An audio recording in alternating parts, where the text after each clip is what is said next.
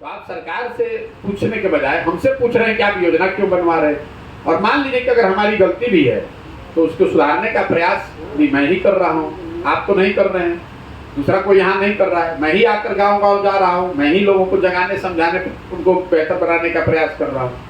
आपने जो ये व्यवस्था बनाया है बहुत अच्छी व्यवस्था है, सोच है, लेकिन बेसबब नेकी कोई करता नहीं, कुछ ना कुछ राज हुआ करता है। इसके पीछे आपका क्या इंटरेस्ट है? मेरा इंटरेस्ट ये है कि मैं इसी मिट्टी में मैं जन्मा हूँ, इसी मिट्टी का कर्ज है।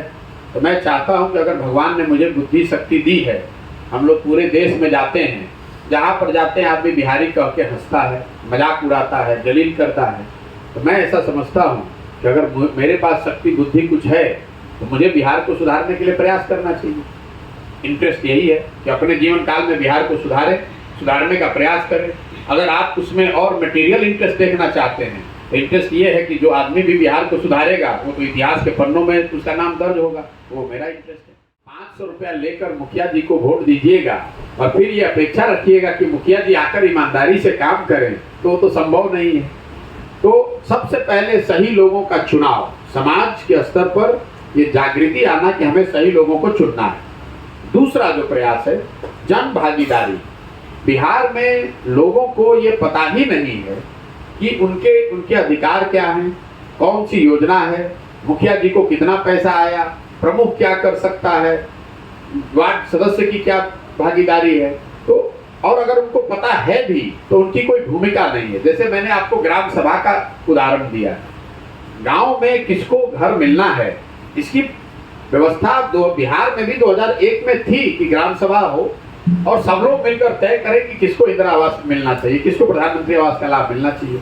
ग्राम सभा की आपने व्यवस्था ही खत्म कर दी और उसके जगह 4 अफसर लगा दिए, तो स्वाभाविक तौर पे वो अफसर पैसा ले रहे हैं। तीसरी बात जो है वो है संसाधन और सत्ता का विकेंद्रीकरण। हर फैसला जो आज है वो मुख्यमंत्री, उनके इर्द गिर्द के 3-4 अफसर और 3-4 मंत्री ही ले रहे हैं। पूरे बिहार में कहाँ क्या किस चीज की जरूरत है ये मुख्यमंत्री कार्यालय में बैठा हुआ 4 अफसर तय कर रहा है, तो ये कैसे सुधरेगा। स्वाभाविक तौर पर जब वहां से पैसा निकलता है तो पैसा देने वाला व्यक्ति उस पर अपना कमीशन काट रहा है। जो मुखिया जी लोग से आप बात कीजिए या जो भी जनप्रतिनिधि हैं वो ये बता रहे हैं कि कोई भी पैसा ऐसा नहीं है जिसमें आपको 20% 25% कमीशन नहीं देना है। तो तीसरा है सत्ता और संसाधन का विकेंद्रीकरण। हम लोग ये कह रहे हैं कि पंचायती राज की व्यवस्था में जो परिकल्पना की गई थी कि 1/3 बिहार विकास का राशि चुने हुए जनप्रतिनिधि पंचायती राज के जो हैं उनके माध्यम से खर्च होना चाहिए, वो चीज व्यवस्था लागू होनी चाहिए और जनता की बड़े स्तर पर भागीदारी होनी चाहिए। अब आप ये कह सकते हैं कि भाई जो पंचायती राज में